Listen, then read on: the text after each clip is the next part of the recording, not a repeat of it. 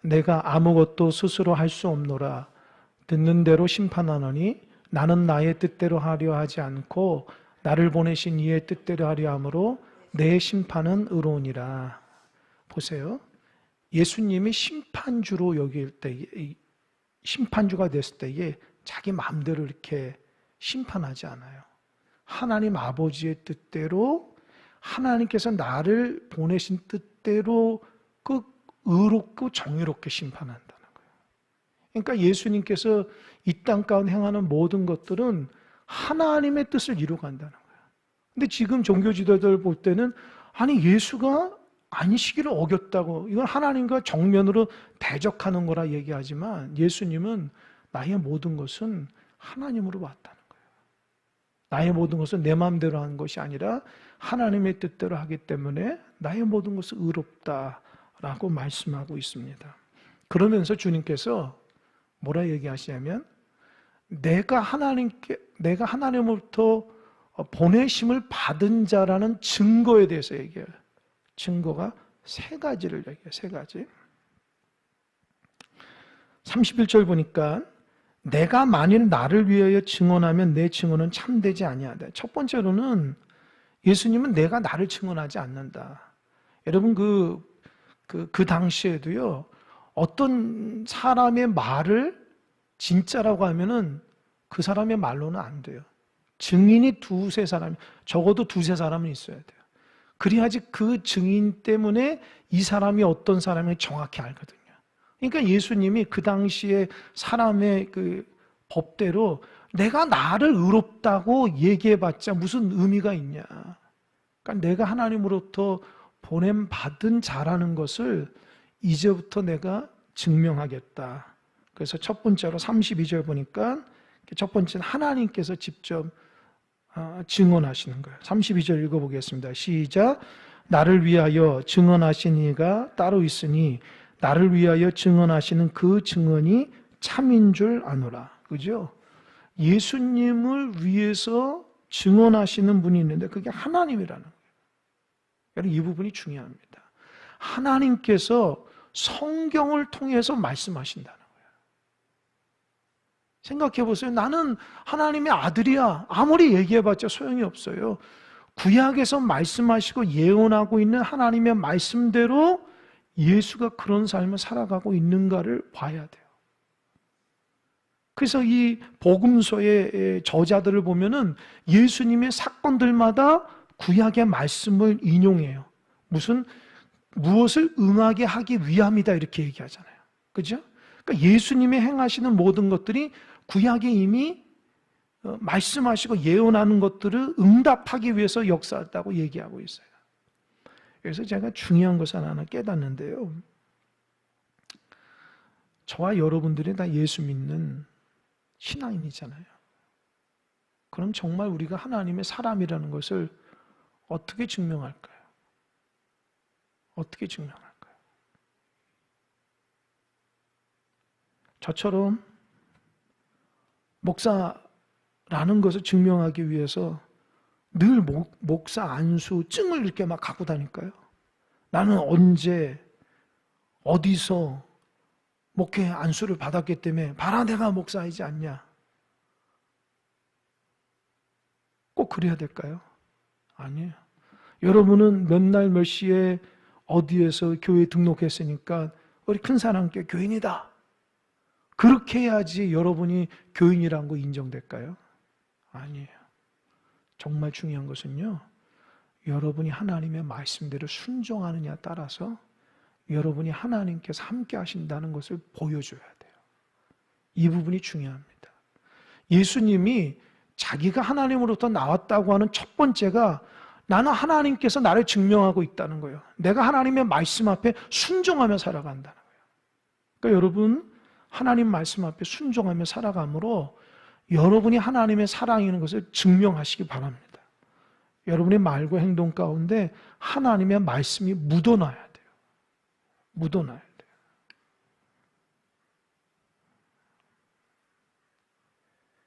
제가 오늘 그 아침에 우리 아들이 늦잠 자가지고 제가 이렇게 부랴부랴 내가 이렇게 태워줬거든요. 탁 태워줬는데, 차를 타고 태워줬는데, 유찬이가 이게 무슨 냄새야 그런 거예요. 에어컨을 틀지도 않았는데. 그랬더니 그 앞에서 이게 나왔네.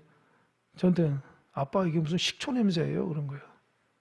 그래서 무슨 식초 냄새냐?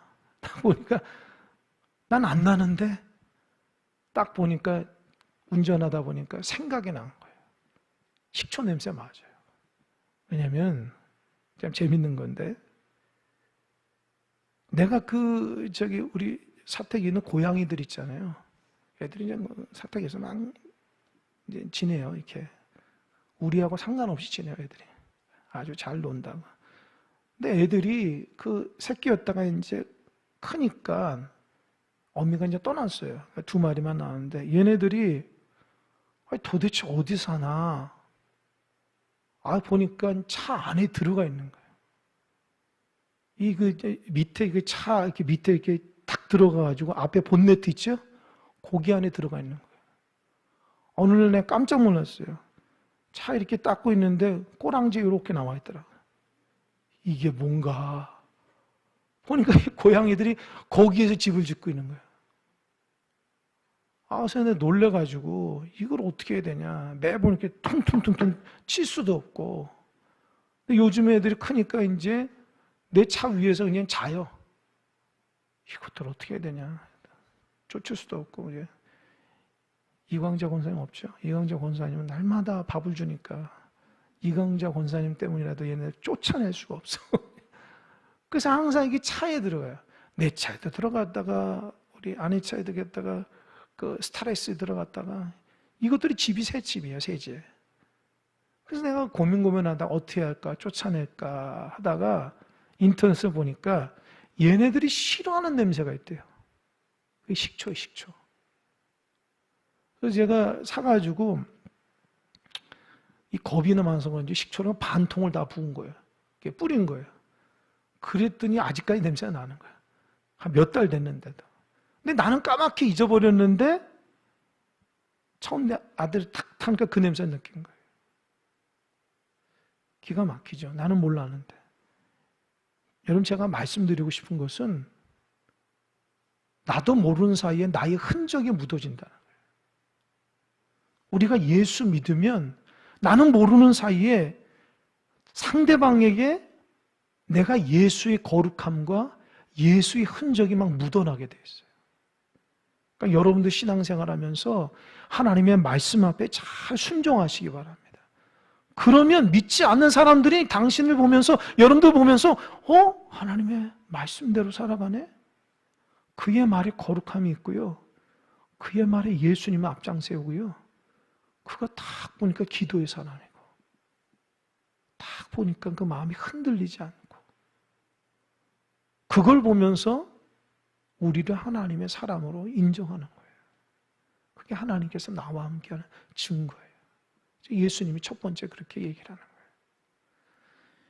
이 누가복음 4장에 보면은 이런 얘기 있어요. 주의 영이 내게 임하셨으니 이는 가난한 자에게 복음을 전하게 하시려고 내게 기울인사 포로된 눈을 눈먼 자에게 다시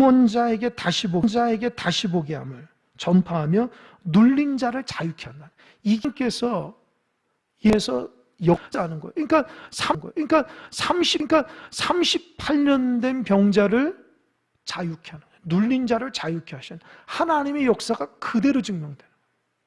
그러니까 예수님의 모든 삶은요, 하나님의 역사가 드러나는 거예요. 그러니까 여러분들 잘 생각해 보세요. 내가 하나님의 사람인지. 저는 그 하나님의 말씀, 제가 하나님의 사람이라고 어느 때 느껴지냐면, 여러 부분에서 느껴지는데, 그것 중에 하나가 내가 우리 성도들 위해서 기도해주고, 아프고, 힘들고 어려운 사람을 위해서 기도해줄 때에, 하나님께서 응답할 때에, 나를 사랑하고, 우리 성도님들 사랑하고, 하나님께서 함께 하시는 제가 느껴요. 아픈 자를 기도할 때 회복되면 하나님이 역사하시는구나.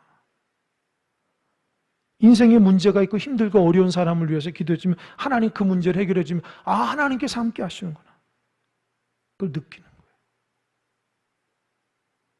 그리고 새벽마다 열심히 기도할 때 하나님 저에게 주는 감동이 있잖아요. 그런 감동으로 하나님은 그런 일들이 이렇게 내가 나에게 말씀하신 것들이 막 진짜 일어날 때 하나님이 함께 하시구나. 그 느껴지는 거예요. 그러니까 여러분 하나님 살아있다는 걸 느낄 수 있어야 돼요. 여러분 신앙생활하면서 하나님이 살아있는지 나와 관계하는지 관계하지 않는지를 경험할 수 있어야 돼요. 아무리 예배하고 아무리 기도하고 신앙생활해도 하나님이 내 삶 가운데 터치하지 않고 만지지 않는다면 어떻게 불확신해서 신앙생활해요? 하나님 내 삶 가운데 주관하고 우리 가정 가운데 주관하고 교회를 다스린다는 것을 우리가 느끼지 못한다면 그것처럼 힘든 게 어디요? 신앙생활하면서. 그러니까 하나님이 여러분을 다스리고 있다는 것을 느낄 수 있어야 돼요. 자녀를 위해서 기도해 주면 하나님이 우리 자녀를 어루만지는 걸 볼 수 있어야 되고, 교회를 위해서 기도하면 하나님이 이끌어 가시는 은혜가 있음을 볼 수 있어야 되고, 나의 생활 터전 가운데 하나님 앞에 기도할 때에 나를 통해서 이끌어 가시는 것을 볼 수 있어야 돼요. 그게 하나님이 나와 함께하고 있는 증명하는 거예요. 이런 것들이 신앙생활하면서 많아져야지 신앙의 기쁨이 있어요. 아무리 예배하고 아무리 기도해도 아무런 효과가 없어요. 능력이 없고요. 하나님의 음성이 들리시고 감동도 없어요. 이런 신앙생활은 너무너무 힘들어요. 아무런 그냥 맹목적인 거예요. 감동도 없어서 그냥 맹목적으로 하는 거죠. 여러분 그렇게 신앙생활하면 안 돼요. 하나님이 여러분과 함께 한다는 것을 경험할 수 있어야 돼요. 경험할 수 있어요. 그러니까 어때요? 하나님 말씀 붙들고 살아가야 돼요. 두 번째로는 33절입니다. 33절 다 같이 시작. 너희가 요한에게 사람을 보내매 요한이 진리에 대해서 증언하였느니라. 그러나 나는 사람에게서 증언을 취하지 아니하노라. 다만 이 말을 하는 것은 너희로 구원을 받게 하려 함이니라. 요한은 켜서 비추이는 등불이라. 너희가 한때 그 빛에 질거 있기를 원하였거니와. 그죠? 그러니까 두 번째 예수님이 하나님께서 보내셨다고 하는 증거가 뭐냐면 세례 요한의 증거를 통해서 알 수 있다는 거예요. 세례 요한이 뭐라고 그랬죠? 예수님 제자들에게 세상 죄를 지고 가는 하나님의 어린 양을 보라. 구원자라는 거예요. 그리고 어때요? 나는 예수 그리스도의 힘들매도 감당하지 못한 자다. 나는 물로 세례한 저 예수님은 성령으로 세례하십니다. 세례 요한이 나는 광야에 외치는 자라. 주의 길을 예비하는 자라고 얘기해요. 그래서 온통 주님이 구원자라고 다 포커스 맞아요. 여러분 우리가 생각하는 것만큼 세례 요한은 어마어마한 당시 아주 많은 사람에게 강력한 메시지를 전한 사람이었어요. 모든 사람이 세례 요한의 그 요단강에서 세례를 통해서 회개의 역사가 일어났어요.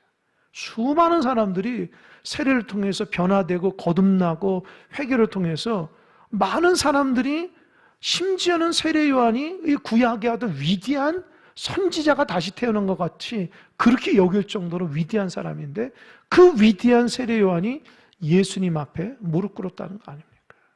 예수님이 구원자고 나는 그리스도가 아니라.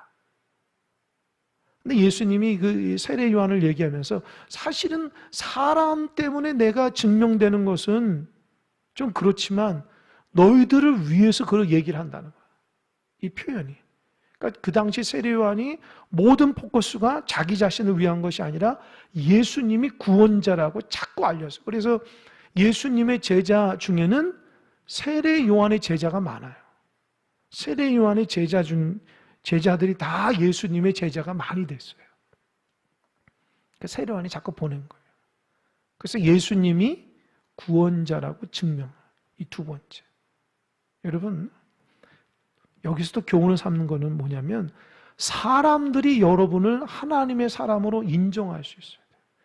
아까 첫 번째 하나님으로 내가 사람이냐, 여러분이 말씀대로 살아가느냐가 여러분이 하나님의 사람이라는 증명을, 두 번째로는 여러분의 삶을 통해서 다른 사람이 느낄 수 있어야 돼요. 아, 하나님의 사람이구나.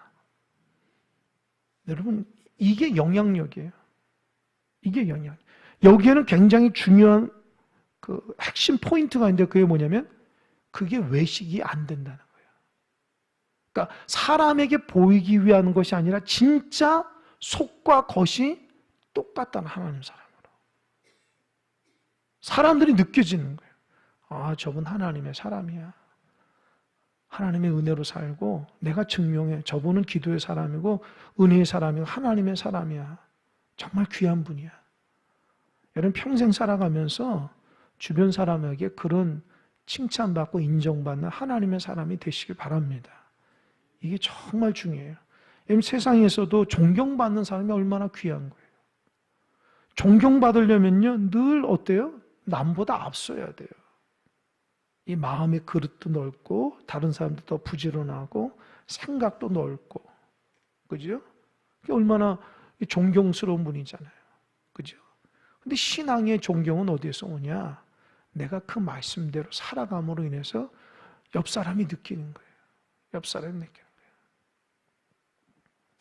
저는 제가 굉장히 두려운 것 중에 하나가 우리 식구들이 나를 어떻게 보느냐가 좀 두려워요, 사실은요. 내가 정말 가정에서도 하나님의 말씀대로 말과 행동으로 잘 살아가느냐. 저에게는 평생 숙제예요.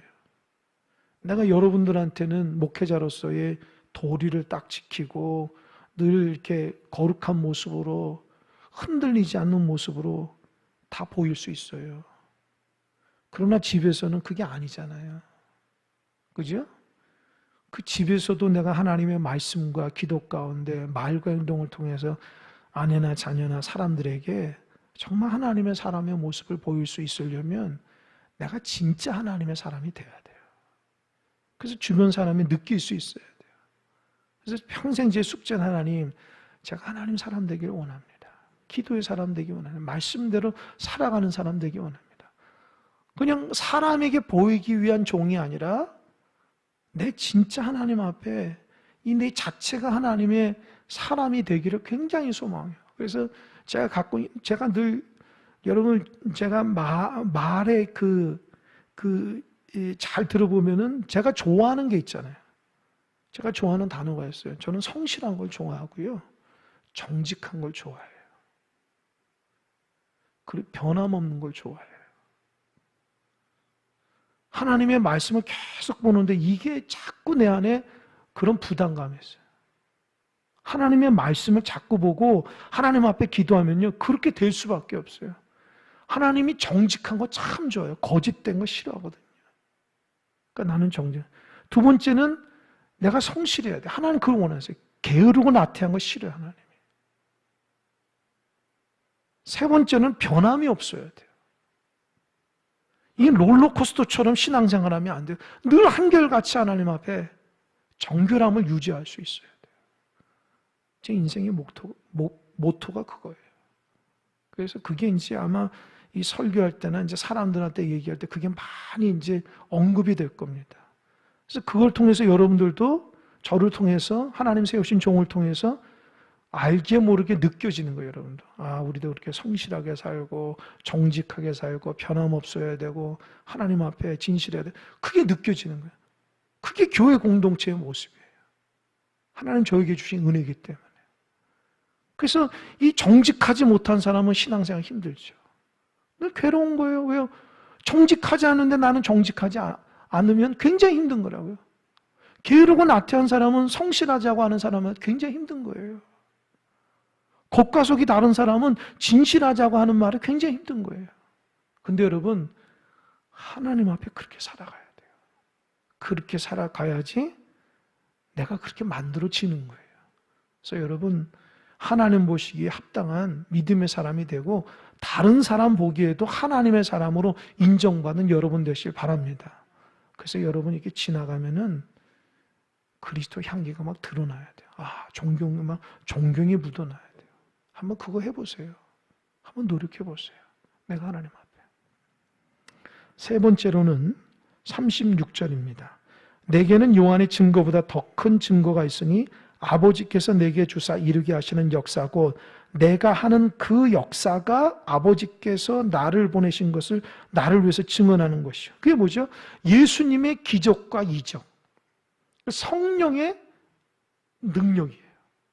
그러니까 여러분들이 하나님의 사람이라고 하면은 성령의 능력이 있어야 돼요. 여기에서 말하는 성령의 능력이 단순히 뭐 병든 자를 고치고 뭐 이적과 기적을 행하는 것도 있지만 우리에게 적용하자면 성령의 9가지 열매가 있어야 돼요. 저는 그 부분이 굉장히 중요해요. 저는 이 한국 교회를 보면서 요즘에 하나님께서 저에게 그 기도하는 것 중에 하나는 열매를 굉장히 기도를 많이 해요. 한국 교회가 얼마나 지금 오래됐잖아요. 그죠? 저도 그렇고 여러분들도 교회 생활 오래 했다고요. 그럼 뭐가 있어야죠? 열매가 있어야 돼요. 하나님께서 우리에게 원하시는 게 열매라고요.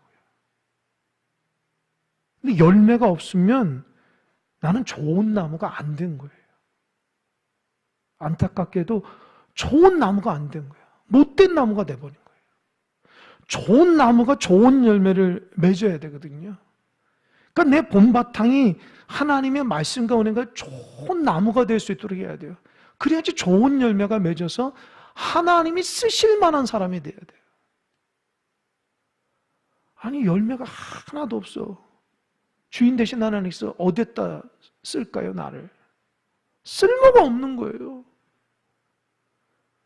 하나님께서 나를 통해서 여기도 갖다 놓고 저기도 갖다 놓고 이 사람에게도 붙이고 어떤 공동체에도 붙이고 방황하는 사람에게도 죄 짓는 사람에게도 아파하는 사람에게도 다 하나님께서 나를 통해서 붙여야 되는데 아니 나라는 존재가 성령의 열매가 없어. 그 하나님은 어디 갖다 써요? 왜요? 잘못 썼다가 나 때문에 다른 사람이 하나님을 오해한다고요. 이게 중요하거든요. 그러니까 여러분들이 성령의 9가지 열매가 있어야지 하나님이 귀하게 쓰이는 거예요. 이 9가지 열매가 없으면 나 때문에 오히려 복음이 막혀요. 나은 사람 때문에. 그러니까 이 3가지. 첫 번째, 내가 하나님의 말씀대로 살아가는가. 두 번째, 다른 사람 볼 때 내가 하나님의 거룩함이 있는가. 세 번째, 성령의 열매가 내 스스로 볼 때 맺어가고 있는가. 맺어가고 있는가. 그것을 여러분 가운데 딱 있어야지.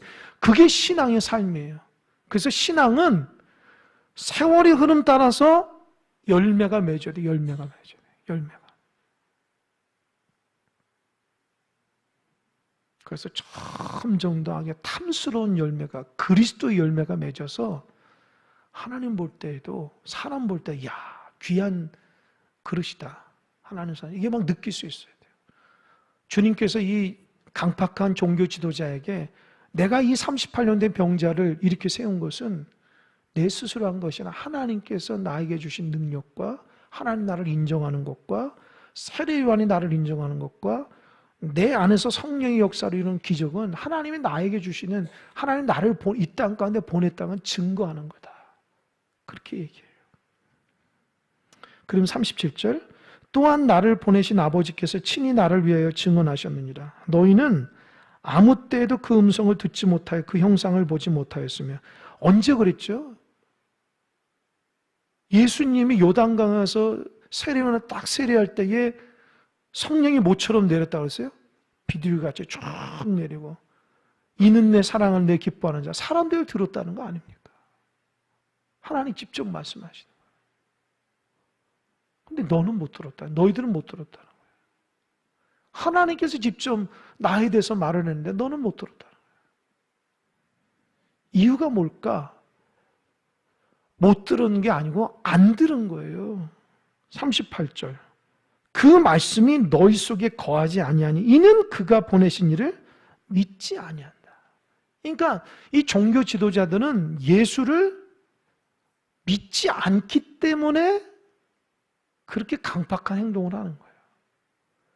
다른 사람들은 예수를 믿기 때문에 순종히 따라가고 그 말씀 따라 살아가게 되고 주의 곁에 있는데 이 종교 지도는 예수를 이 마음판이 믿지 않기 때문에 행동이 따라가질 않는 거예요. 그러니까 주님이 어떤 말을 해도 받지 못하는 거예요. 왜요? 믿질 않으니까. 여러분 마찬가지예요. 하나님의 말씀을 믿지 않으면 아무리 얘기해도 들려지지가 않아요. 그거 조심해야 돼요. 신앙인이 하나님의 말씀을 믿음으로 들어야 되는데 믿음으로 안 들어요. 마음이 강팍하다고요. 그러면 아무리 하나님 말씀을 들어도 행함이 없는 거예요. 그래서 신앙은 믿음 생활이에요. 왜요? 내가 예수를 믿으면서 그 순종하는 자세로 살아가는 것이 신앙생활인데, 아니 믿음이 없는 거야. 주님의 말씀을 믿질 못하는 거예요. 그러니까 순종이 따르지 않는 거죠. 여러분 내가 누구를 믿으면요, 거기에 믿음이 나오는 행동을 따라가요. 내가 누구를 믿지 않으면요, 행동이 따라가지 않아요. 믿지 않는 모습이 있어요. 여러분, 내가 누구를 신뢰하면 나 잠깐만 이거 좀 맡겨줘, 지갑 좀 맡겨줘. 그죠? 근데 믿지 않으면 이걸 어떻게 건네요? 지갑을 어떻게 건네냐고. 똑같아요. 하나님을 믿고 예수님 믿으면 내 인생을 걸어버려요. 하나님께 딱 맡긴다. 근데 예수님과 하나님을 믿지 않으니까 늘 관망하게 돼 있어요. 내가 하나님 앞에 인생을 맡기지 않아요. 그냥 하나님 주시는 거 하고 나는 내 인생이라 생각해요. 그 믿음이 없는 거예요. 그래서 신앙생활하면서 자꾸 넘어지고 쓰러진 사람들 보면은 돋보기를 보면은 하나님을 믿지 못하게 돼요. 믿으면 그렇게 안 살거든요. 하나님을 신뢰하는데요. 하나님 신뢰하니까 내 마음을 다 주는 거예요, 하나님 앞에. 그리고 주의 말씀 앞에 순종하게 되니까 그거 은혜를 받는 거예요. 근데 그렇지 않은 사람도 전혀 못 믿어요. 나는 내 삶은 내가 알아서 해요. 난 힘들 때만 주님이 필요해. 그런 사람에게 주님의 은혜가 있겠어요? 없다고요. 그러니까 여러분 자신을 잘 살펴보십시오. 내가 정말 주님을 믿고 신앙생활하는지, 나를 신뢰하는지. 그러면서 주님이 기가 막힌 얘기예요. 39절은 중요하니까 한번 39절 40절은 중요하니까 한번 읽어보겠습니다. 다 같이 시작. 너희가 성경에서 영생을 얻는 줄 생각하고 성경을 연구하거니와 이 성경이 곧 내에 대하여 증언하는 것이니라. 그러나 너희가 영생을 얻기 위해 내게 오기를 원하지 아니하는도다. 이게 뭐예요? 이 바리새인들, 서기관들, 사두개인들은 성경을 어마어마하게 봐요. 성경을 달달 외워요. 왜요? 그 성경이 영생이 있다고 생각하기 때문에. 근데 놀랍게도 주님이 얘기해요. 그 성경에서 말하는 영생은 바로 나야. 근데 너희들은 나를 못 믿어. 영생을 모르기 때문에 나에게 오지 않는 거야. 너희들이 정말 성경을 통해서 영생이 있는 줄 알면 나를 아는데 나를 모른다는 거야. 기가 막힌 얘기죠. 여러분, 이게 우리 자신이 될 수 있어요. 성경을 어마어마하게 보고 성경 말씀의 지식은 너무너무 많은데 영생의 삶을 안 살아요. 그게 뭐죠? 예수님을 신뢰를 안 해요. 지식으로 그렇죠. 이것처럼 불행한 게 없어요. 성경은 온통 예수를 믿고 그분 앞에 너희들 모든 것을 맡기고 그분이 너희 죄의 문제, 죽음의 문제, 인생의 문제 다 해결하니까 그분을 신뢰하라고 하는데 안 믿어. 지식은 너무너무 많은데. 그러니까 영생의 삶을 살지 못하는 거야. 늘 힘든 거야, 인생이. 영생을 갖지 못한 사람, 죽음에 대한 두려움, 죄에 대한 두려움, 인생에 대한 불안함. 그렇게 살아가는 이유가 뭐예요? 내가 예수를 믿질 않아서 그런 거예요. 그러니까 여러분, 이 말이 여러분에게 어떻게 다가오는지 모르겠어요. 근데 그걸 깨달아야 돼요. 여러분 스스로가 신앙생활하면서 왜 이렇게 힘들지? 다른 거 없어요. 지식이 없어서가 아니에요. 여러분이 예수를 신뢰를 안 하기 때문에 그래요. 그분을 좀 의지하고 살아보세요. 직장 다니시는 분들은 주님을 좀 신뢰하세요. 사업하시는 분들 주님 한번 신뢰해 보세요. 가정에서 주부, 주님을 신뢰하세요. 자녀를 키우는 사람, 주님을 신뢰해 보세요. 몸이 아픈 분들 주님을 신뢰하세요. 어려운 문제가 있으신 분 주님을 신뢰하세요. 여러분 해결하려고 하지 말고. 그게 신앙이에요, 그게. 근데 나는 주님을 신뢰하지 않고 신앙생활 하려고 그래요. 여러분, 우리가 누가 더 거룩해지긴 내기하는 게 아니잖아요. 누가 거룩한 거 흉내내는 거 내기하는 게 아니잖아요. 무슨 이렇게 신앙생활이 무슨 바둑급수처럼 있는 게 아니잖아요. 근데 우리는 어떻게 해요? 신앙생활 오래도 주님을 신뢰하는 게 약한 분들이 많다는 거예요. 왜요? 성경을 그렇게 많이 보고 예배를 그렇게 많이 드리고 하나님을 그렇게 하나님을 위해서 기도도 열심히 하는데 예수를 제대로 신뢰를 못하는 거예요. 그럼 내가 문제가 있다는 거예요. 여러분 말씀을 맺겠습니다. 여러분 예수님 온전히 신뢰하십시오. 맡기세요. 그리고 그 예수님 안에서 영생을 누리며 살아가시기 바랍니다. 그게 신앙이에요. 그리고 여러분 삶 가운데 하나님의 말씀으로 살아가고 있다는 것을 증명해 내십시오. 진짜 말씀대로 살아가고 있는 하나님이 여러분과 함께 했다는 걸 증명해 내세요. 많은 사람에게 내가 하나님의 사람이라는 증명해 내세요. 스스로 내가 성령의 9가지 열매를 맺어가려고 증명해 내세요. 그래야지 예수를 바로 보고 신앙의 삶을 잘 살 수 있습니다. 여러 가지 힘들고 어려운 가운데서도 주님 앞에 주님을 더 신뢰함으로 영생이 그 은혜 가운데 살아가는 여러분 되시기를 주님의 이름으로 축원합니다. 아멘. 기도하겠습니다.